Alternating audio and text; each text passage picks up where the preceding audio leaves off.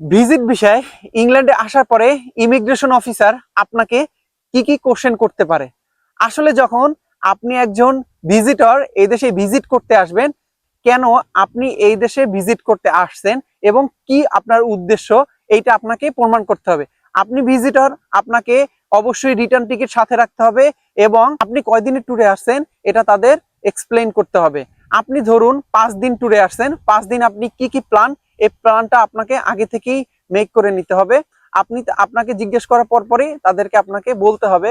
তারই সাথে আপনি এই যে ট্যুরের টোটাল প্ল্যানটা শেয়ার করছেন, কত কত টাকা খরচ হবে এবং আপনি সাথে করে কত পাউন্ড নিয়ে আসছেন, এটাই আপনাকে বলতে হবে। বাংলাদেশিদের জন্য 10,000 পাউন্ড পর্যন্ত ক্যারি করতে পারবেন, কিন্তু এর বেশি আবার কেউ বলবেন না। তারই সাথে আপনি কোথায় থাকবেন, কার কাছে থাকবেন, এই সকল বিষয়গুলো আপনাকে জিজ্ঞেস করবে এবং